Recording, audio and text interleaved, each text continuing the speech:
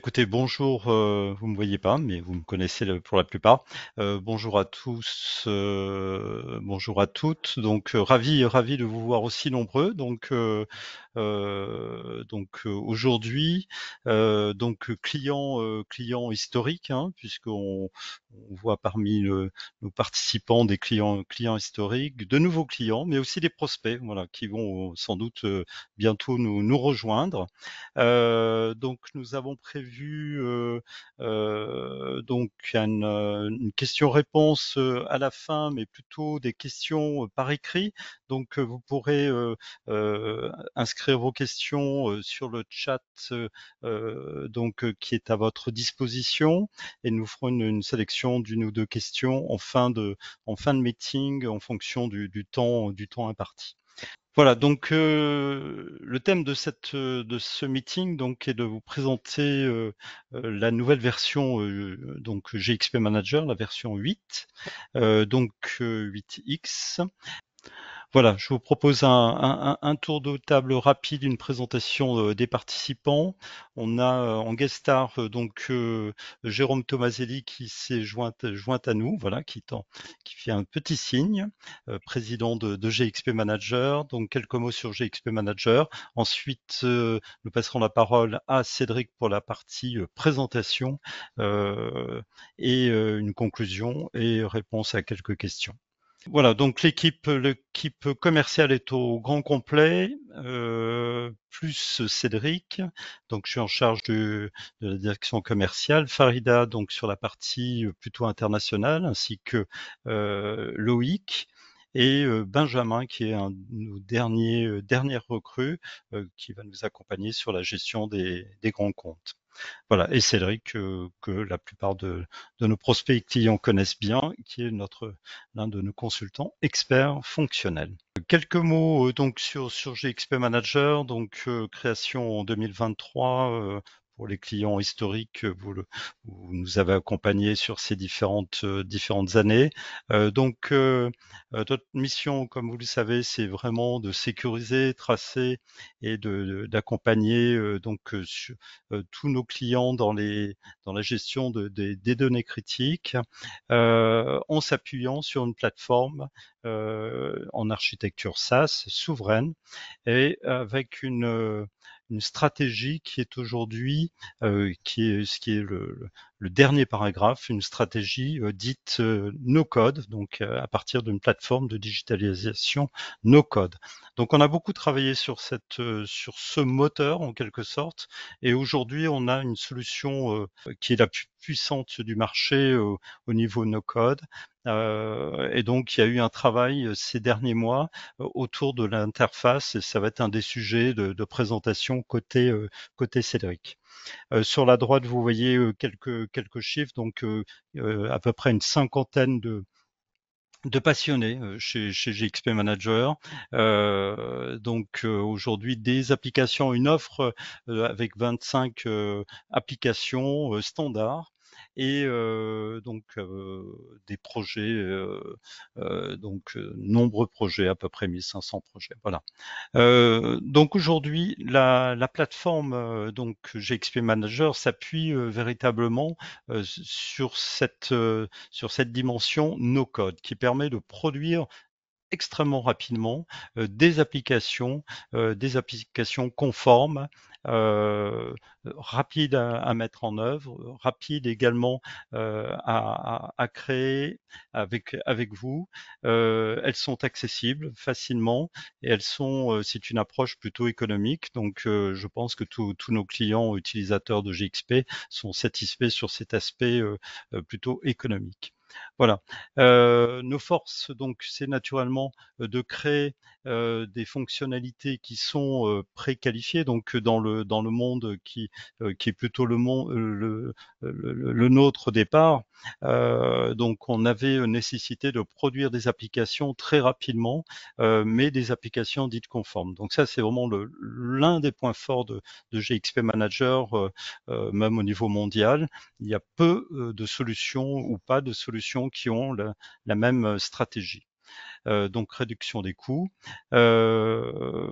capacité de créer donc des applications avec des niveaux de complexité extrêmement différents. Donc on peut adresser des sujets divers et variés. Donc aujourd'hui, la stratégie telle qui a été définie donc par Jérôme et par le comité de direction, donc c'est véritablement une stratégie en deux temps, en deux approches. Donc soit une approche avec un catalogue d'applications qui sont standards mais personnalisables sur des sujets qui sont plutôt orientés qualité, sécurité, voire conformité.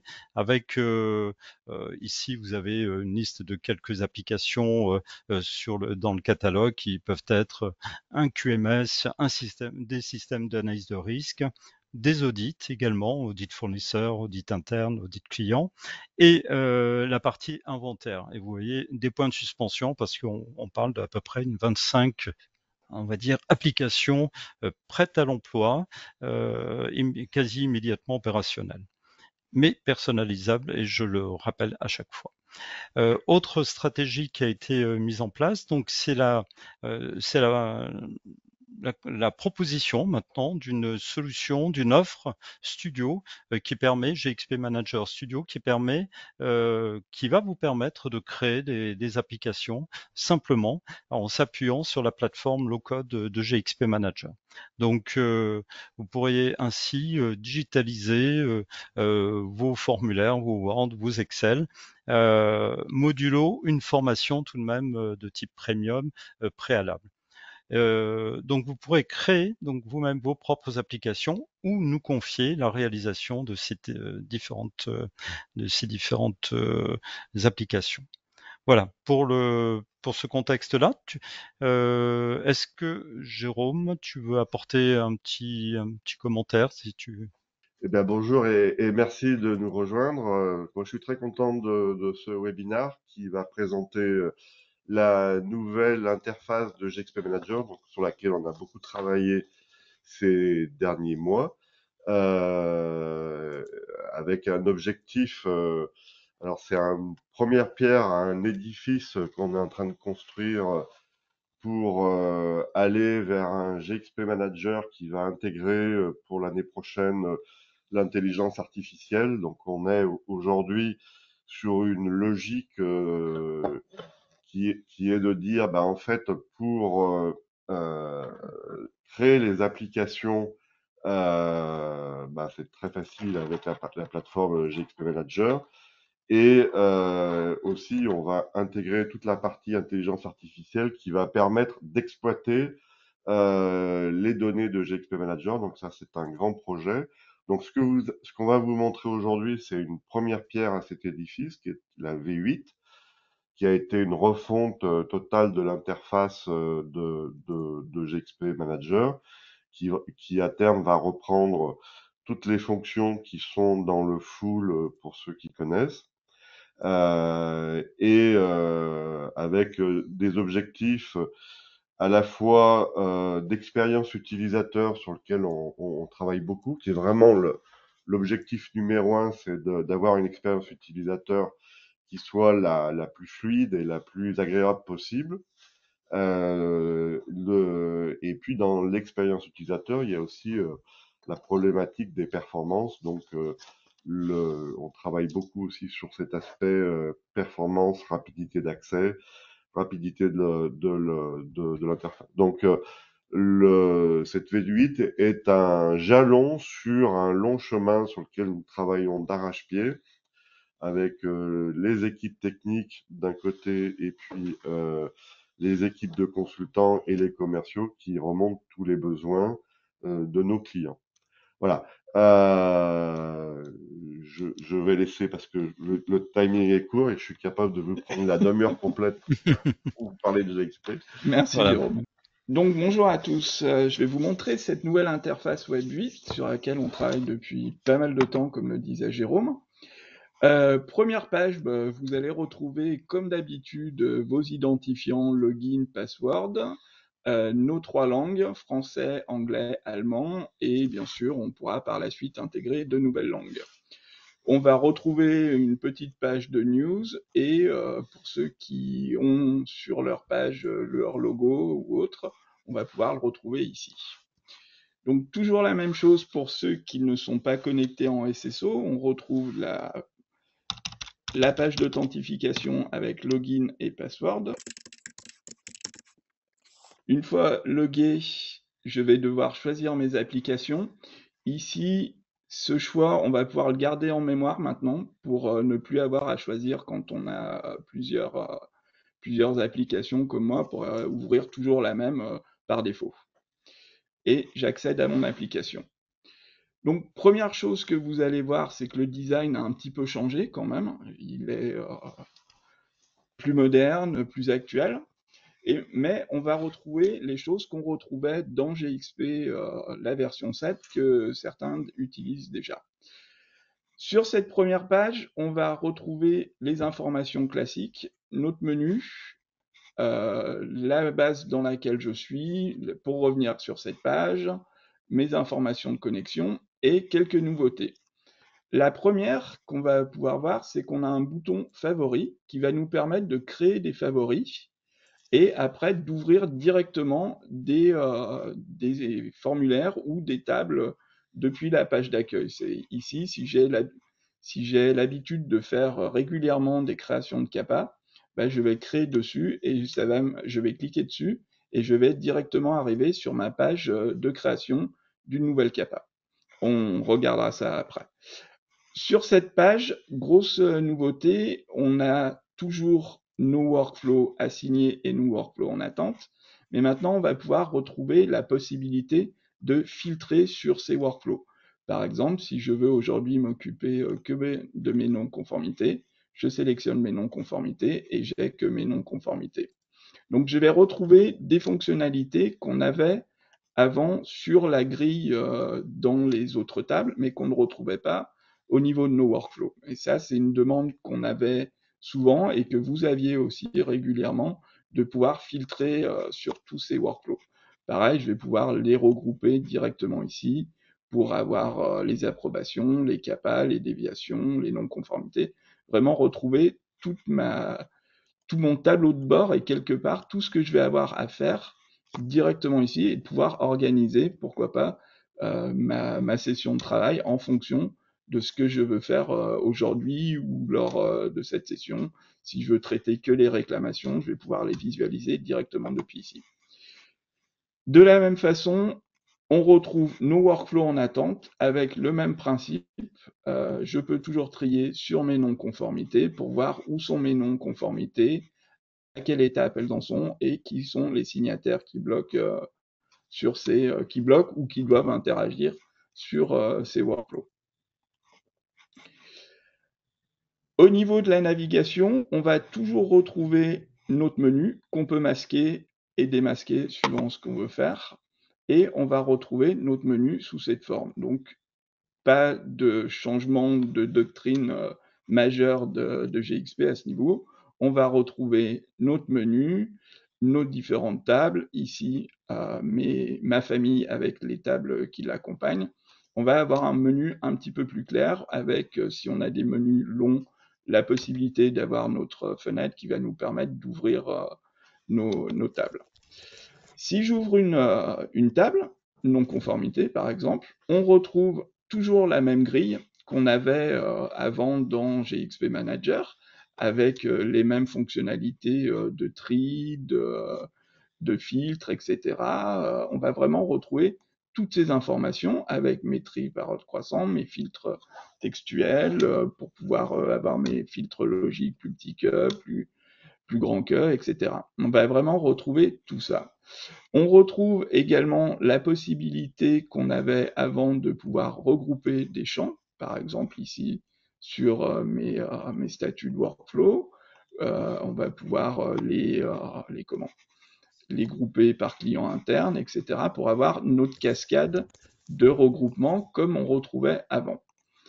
Donc, cette grille, gros changement esthétique, mais au niveau des fonctionnalités, on retrouve les mêmes Là, fonctionnalités dont on a l'habitude d'utiliser.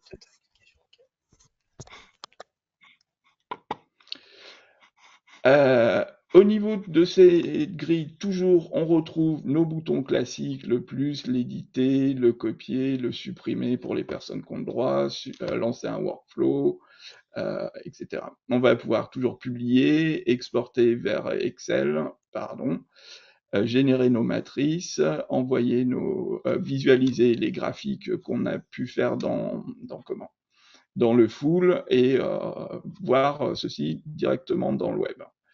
Envoyer bien sûr un enregistrement par mail et les calculs. De la même façon, on retrouve la possibilité de personnaliser nos grilles avec l'ajout de champs qui étaient masqués ou autres. Donc, pareil, les calculs, les filtres et les possibilités de recherche. La plus grosse modification que nous avons fait au niveau du comportement de GXP Manager sur ces grilles, c'est ce petit bouton qui nous permet d'avoir 2 onglets. Ce bouton va nous permettre de naviguer sur les enregistrements sans les ouvrir. C'est-à-dire ici, je veux visualiser ma non-conformité 34. Je clique dessus, je vais avoir les informations du premier onglet, les informations de la non-conformité, l'analyse, les actions. Donc là, je vais vraiment pouvoir voir tous les champs qui sont renseignés sur ma non-conformité sans l'ouvrir. Et bien sûr, naviguer d'un enregistrement à l'autre pour pouvoir visualiser ces informations sans avoir à chaque fois à ouvrir mon info. Dans cette visualisation, on va bien sûr retrouver l'audit trail de chaque élément. Donc pour cet élément, ici, je vais pouvoir ouvrir l'audit trail et ainsi retracer tout ce qui a été fait sur cet enregistrement. Donc là, ici, on voit que je l'ai créé le 16 septembre à 9h29 et on peut voir tous les champs que j'ai ajoutés. La ligne suivante, on va avoir ma modification du 16 septembre à 9h35 où j'ai ajouté une justification de criticité, un sujet, une prise en charge AQ, etc. Donc on va vraiment pouvoir voir toutes ces informations. Et on va avoir l'historique de tout ça ici. Donc ici, on a les informations de l'heure de la création. Et le 20 septembre, je pense qu'il y a eu un changement, ça doit être un lien qui a été fait ici. Pardon. Ici, test de critique. Non, c'était un test qui a été fait sur un champ calculé. Voilà, donc comme ça, je vais retrouver tous mes enregistrements, toute l'historique de mon enregistrement. À partir des éléments liés, je vais voir tous les éléments qui sont liés à mon enregistrement. Donc si j'ai une investigation, je vais la retrouver directement depuis ici et pouvoir la visualiser s'il faut. Je vais pouvoir aussi voir mes pièces jointes directement à partir d'ici et avoir la possibilité de l'ouvrir. Donc au niveau de excusez-moi, au niveau de la visualisation des pièces jointes, on va avoir un outil qui va nous permettre d'ouvrir notre pièce jointe, qui est ici un PDF, de le télécharger s'il le faut, et aussi ce que nous sommes en train d'intégrer, c'est une possibilité d'ajouter des commentaires, de surligner ou des dessins directement dans mon PDF. Donc ici, par exemple, on va pouvoir voir que j'ai ajouté une information de test, j'ai rajouté ce carré, etc. Donc on va pouvoir suivre quelque part et avoir une vie de nos PDF à l'intérieur de GXP Manager. Je pense à l'application Artworks, où on a toujours cette demande, on stocke nos fichiers PDF, mais on aimerait, lors de la vie de notre Artworks, pouvoir au fur et à mesure ajouter des notations, souligner quelque chose, pour que lorsqu'on va faire une montée de version, on puisse retrouver tous ces commentaires et les ouvrir directement dans GXP, voir ce qui a été fait, pour les intégrer après sur ce document. Donc c'est très simple, hein. Si je veux rajouter un cercle, je le rajoute ici, et on va le retrouver dans les commentaires très facilement. Voilà. Donc mon fichier est tout bon. Ici, je peux rajouter un commentaire, comme quoi j'ai mis cette commande. Ce cercle pour surligner quelque chose, etc. Je pourrais rajouter, pourquoi pas, un autre carré ici, et retrouver toutes ces informations que je vais pouvoir enregistrer pour qu'après, quand quelqu'un va rouvrir cette pièce jointe, il puisse visualiser toutes ces informations. Bien sûr, vous voyez, à chaque fois, on retrouve la personne qui a écrit ou dessiné avec la date et l'heure. Autre nouveauté qu'on avait plusieurs fois évoquée et que certains d'entre vous nous avaient demandé, c'est d'avoir une visualisation un peu plus graphique de nos workflows. C'est-à-dire aussi pouvoir voir facilement qui doit signer un workflow là-dedans. Ici, on voit que moi, j'ai lancé le workflow le 16 septembre 2024, et là, j'ai plusieurs personnes qui doivent signer pour passer à l'étape suivante. Pourquoi j'ai plusieurs personnes? Parce que c'est un groupe qui est signataire, donc je sais qu'une de ces personnes va devoir signer pour pouvoir après passer à la dernière étape qui est ici. Donc on va pouvoir retrouver toutes ces informations directement ici. Voilà. Donc cette grille du bas vraiment va nous permettre de visualiser l'information rapidement, de naviguer rapidement et de pouvoir consulter l'info sans avoir à ouvrir tout le temps les formulaires. Au niveau des formulaires, maintenant, on va retrouver la même philosophie qu'on avait avant. Si j'édite mon formulaire, je retrouve toutes mes informations avec mes champs. Et avant, on était obligé de scroller pour voir toutes les différentes catégories et actions à faire. Ici, on les regroupe maintenant sous forme d'onglets. Donc là, le principal où je vais retrouver ma table, des informations. Et après, un onglet non-conformité où je vais avoir ma date de déclaration, mon événement source, ma date de constat, ma description, les documents joints, etc. Ici, vous voyez en plus, vu que le workflow est déjà lancé, en identifiant bien les champs qui sont bloqués à cette étape. Donc là, on retrouve vraiment une navigation par onglet qui va nous permettre d'aller beaucoup plus vite pour renseigner les infos. Sur la droite, on retrouve le même principe que l'on avait avant, la possibilité de lier avec les différents types de liens suivant la cardinalité, pour ceux qui connaissent, avec possibilité de choisir directement, de pouvoir aller chercher directement dans les listes, pareil pour les investigations, etc. Pour les pièces jointes, de la même façon, je peux aller consulter ma pièce jointe directement depuis ici, j'ouvre la pièce jointe, de la même façon. Voilà, c'est la même pièce jointe que j'ai vue tout à l'heure. Vous voyez bien qu'on a gardé ce que j'avais modifié. On retrouve vraiment toutes ces informations ici avec le même compteur. Voilà. À ce niveau, pas de gros changements. Au niveau de la création d'un enregistrement, eh bien, pareil, on va retrouver les champs qu'on avait avant avec notre champ date, les éléments sources qui sont une liste ouverte, un nouveau champ date, le 26, description en champ, etc. Nos radio-boutons, oui, pareil, je peux ajouter directement à partir d'ici mon contact client. Pour l'instant, je ne peux pas créer d'investigation, ni de QCP, parce que c'est bloqué par le workflow. Je peux ajouter une pièce jointe très facilement. J'ajoute mon fichier, je sélectionne, je l'ouvre, et j'ai créé mon lien vers mon fichier. Donc, on retrouve tous les éléments qu'on avait avant. Bien sûr, si j'ai besoin de créer une action immédiate, c'est un sous-formulaire, je clique sur Créer, j'ouvre le formulaire qui me permet de directement taper les informations et de le créer. Donc, la création. Après, on va retrouver les actions qu'on avait avant au niveau du lancement de workflow, bien sûr. Mon élément 35 est créé. On va démarrer notre workflow. On retrouve les fenêtres que nous avions avant, avec le référentiel. Ici, ma fenêtre des signataires, où je peux voir qui va signer, les dates d'approbation, les alertes à partir, etc. Et le bouton continuer qui va me permettre de passer à l'étape de signature. Ici, cette signature, on l'avait mis en automatique sans avoir besoin de renseigner le login et le password. Donc, directement, le workflow est lancé. On retrouve bien sûr notre possibilité de publier un enregistrement avec le choix du modèle, le publication, le type de fichier suivant nos droits en Word ou en PDF, et si on veut l'insérer directement.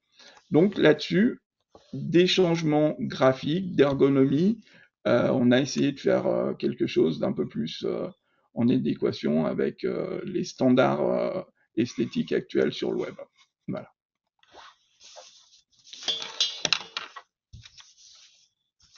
Donc création d'enregistrement, publication. Ce qu'on peut regarder encore, c'est toutes ces fonctionnalités qu'on avait avant, hein, l'export XLS qu'on va retrouver comme avant, hein, qui va nous permettre de créer un export rapidement. Alors il s'est ouvert sur le deuxième écran, bien sûr.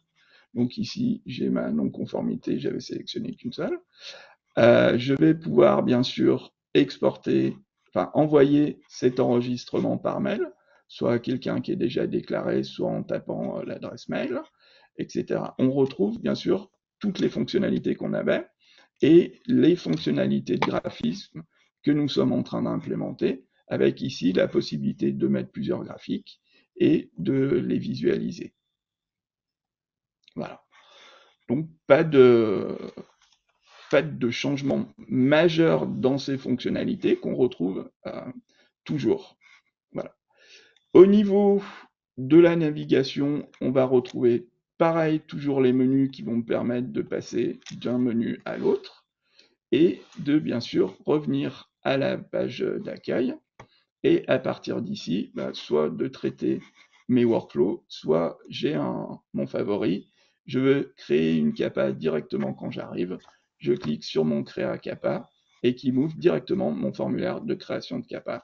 J'ai plus qu'à le renseigner. De la même façon, je suis dans mes capas, je ne veux pas passer par le menu parce que j'ai trop de choses dans mon menu, je vais directement dans mon favori, je clique sur Change pour afficher ma page de Change. Voilà.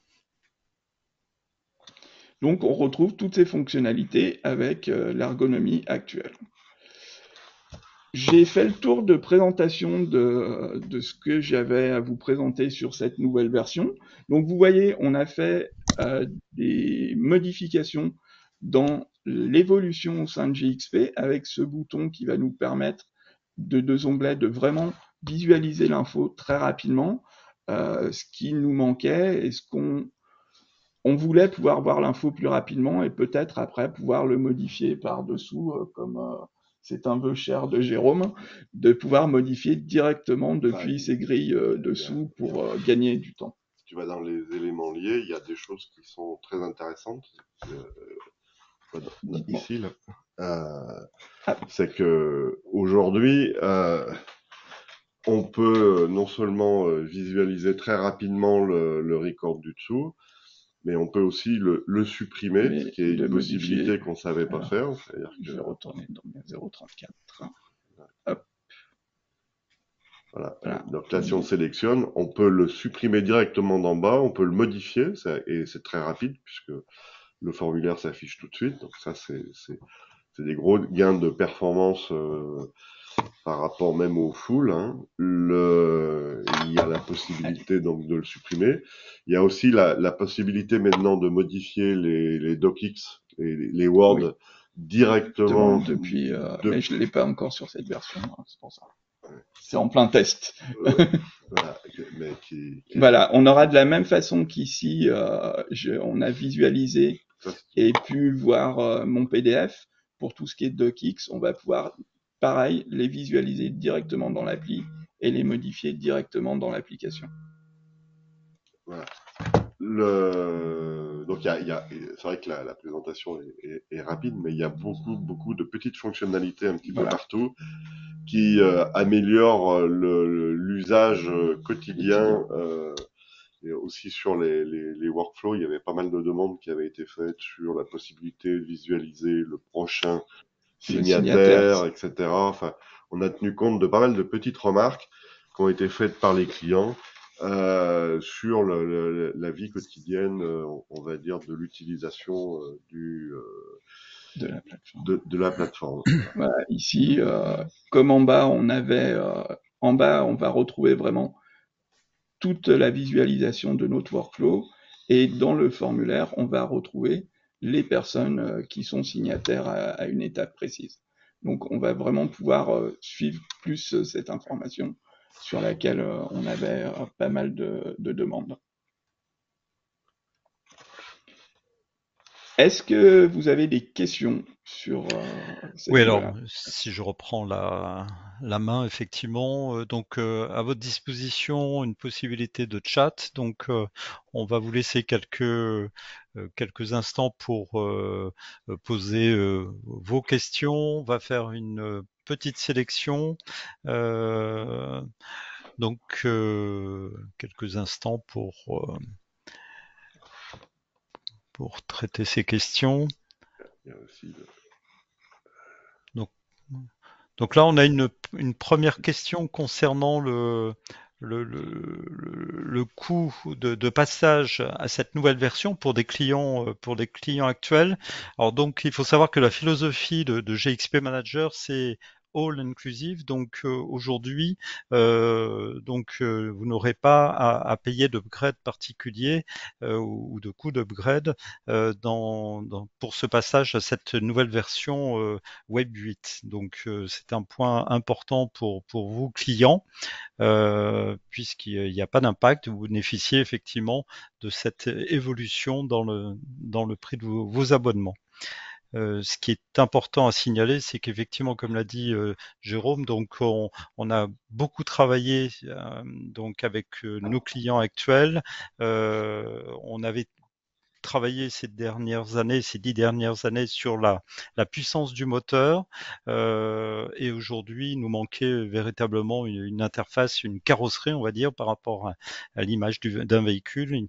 Et donc aujourd'hui, c'est vraiment un point important de notre stratégie, c'est être proche des attentes de nos clients et de nos prospects également. Voilà, donc ça c'était une première des choses. Alors on a pas mal de questions qui arrivent. Ce qui pourrait être comment se passerait la migration, Cédric, entre la version actuelle et puis une version et cette nouvelle version 8. Donc, Alors nous, en on termes a de fait des premiers stratégie. tests de migration. C'est une opération courante pour nous, hein, qu'on fait en quelques minutes en termes de migration. Après, c'est surtout en termes de documentation où il y a des choses un petit peu à faire. Nous, on vous fournira toujours les release notes, les rapports de QI, de QO. Et en termes de migration, voilà. pour ceux qui ont déjà eu des migrations, c'est la même Mhm. rapidité derrière. Alors, D'accord, si je peux d'accord. compléter, Oui. en fait, la V8, elle est compatible avec toutes les versions du full, puisqu'il y a un lien entre le Mm. full qui est alors peut-être en profiter pour en parler, c'est-à-dire la philosophie du full. Vous voyez que il y a énormément de fonctionnalités qui sont dans le full qu'on va réimplémenter dans le web de manière à ce que l'interface utilisateur soit uniquement dans le web. Euh, donc ça, c'est le travail qui est en cours. En fait, c'est la plateforme qui permet de créer les applications. Voilà. Donc ce qu'on appelle maintenant GXP Studio, qui va être refondu de la même façon. Et c'est surtout pour les utilisateurs la plateforme d'administration. C'est-à-dire qu'en général, les clients ont une ou deux stations full qui leur permet de gérer les droits, créer les workflows, créer les dashboards, etc. Et voilà. Et donc en fait aujourd'hui la version en production c'est la 6.1.7 de Ouais, mémoire. Euh, 6.2.3 même. la 6.2.3, oui voilà, je suis un petit peu en retard. La V8, donc cette version web, elle fonctionne sans migration en fait sur la 6.1.7, depuis la 6.1.7 jusqu'à la version qui sort cette semaine, qui sort déjà en interne, qui sera la 6.2.6. Puisqu'il y a eu beaucoup de travail qui a été fait aussi sur cette plateforme d'administration, avec beaucoup de choses qui ont été demandées par les clients, et voilà. Donc et toutes les migrations en fait sont automatiques, c'est-à-dire que on, quand il y a une évolution de la base de données, c'est fait par la montée de version du full, qui prend tout en charge en fait. Alors, par contre, évidemment, à chaque nouvelle version, il y a des nouvelles fonctionnalités et il y a besoin de documentation, de formation. Et là, bien sûr, on est là pour vous aider et vous supporter. Ok. Merci Jérôme. J'ai une dernière question qui concerne la mise en disponibilité de cette nouvelle version. Donc, à quel moment pourra bénéficier de cette nouvelle version? Et si j'ai bien compris, à ISO fonctionnalité, hein, on reste à ISO fonctionnalité pour l'instant. Donc, Je sais pas ce que tu appelles ISO-fonctionnalité, mais non, mais c'était Cédric qui a tenu à préciser que en termes de Oui, fonctionnalité, voilà, on va retrouver l'ensemble en fait, voilà, des ISO fonctions, fonctionnalités, on va retrouver l'ensemble des fonctionnalités qu'on avait dans la version 7, c'est plus bien ça. sûr ce qu'on vous a montré aujourd'hui. voilà, oui, Voilà, il y a voilà. c'est plus que Ouais, ISO-fonctionnalité. c'est un peu plus que ISO fonctionnalité. C'est Bon, c'est c'est Non, bah, mais au c'est-à-dire que tout ce qui marchait en 7 voilà. marchera dans la 8. voilà. Voilà, ça. Et donc en fait aujourd'hui, on a non seulement retravaillé notre nos versions, mais aussi nos processus de développement et notre cycle de vie. Donc aujourd'hui, en gros, on sort une version par mois et on en qualifie si elles sont candidates à la qualification pour les sortir pour les clients. Donc c'est la prochaine version qui sort dans une semaine ou deux, va intégrer justement toutes les dernières demandes, les modifications en grille, les filtres avancés et la modification des documents Word directement. Ça, c'était des grosses demandes de nos clients. Oui, Donc en fait, on a en gros un mois de qualification, donc elle sort en octobre et bah, elle devrait être disponible normalement aux clients au début novembre, à peu près, dans ces d'accord. eaux. Donc la version de production Mhm. client, la release client, exactement, devrait être disponible en novembre. Euh, voilà. Aujourd'hui, on a beaucoup réduit les cycles de développement, on a beaucoup travaillé sur cette façon de travailler. Euh, Parce qu'il y a beaucoup de nouveautés parce que là, on n'a pas présenté, mais il y a le champ tableau, Oui. qui est un champ qui est une espèce de grille Excel qui est et qu'on peut avoir directement. Donc ça, c'est très intéressant pour les gens du labo qui utilisent des formulaires Excel avec des calculs dedans. Donc ça, c'est des fonctionnalités en plus qui arrivent en même temps. Donc là, c'est une présentation rapide, mais en fait, il y a pas mal de nouveautés qui sont en Oui, train d'être libérées. mm, absolument. Ok, donc on a noté beaucoup de questions. Toutes vos questions vont être traitées par votre interlocuteur commercial qui reviendra vers vous, autant côté client que côté prospect.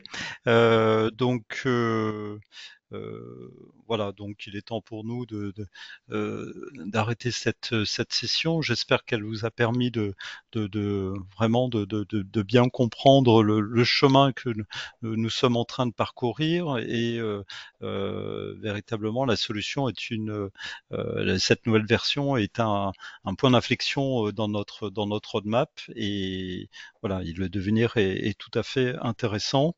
Euh, Jérôme, tu as apporté une petite conclusion. Si tu... Attention, Voilà, il voilà, avait coupé le micro, alors le c'est temps très qu'on bien. trouve. Non, ben voilà, j'espère que ça vous a plu. C'est une petite présentation très rapide. En fait, il y a beaucoup de petites améliorations dans tous les coins Mhm. qui est difficile à montrer ici. Et puis, il y a un certain nombre de prospects qui sont pas forcément passionnés par les petites évolutions. Donc n'hésitez pas à prendre contact avec nous pour une présentation un peu plus ciblée et surtout toutes les nouveautés qui arrivent. Voilà, il y a énormément de choses dans les tuyaux. Il y a très bientôt la première version avec IA intégrée qui va sortir. Voilà, ça bouge beaucoup et plein de choses dans les équipes de dev qui font un travail remarquable en ce moment. Voilà. Voilà, Merci beaucoup, merci pour votre écoute et donc on reste en contact et on revient vers vous donc pour répondre à toutes vos questions et peut-être finaliser pour les prospects qui nous auront écoutés. Voilà. À très bientôt. Merci beaucoup Jérôme, merci Cédric pour la présentation. Merci. Au revoir. Au revoir. Au revoir.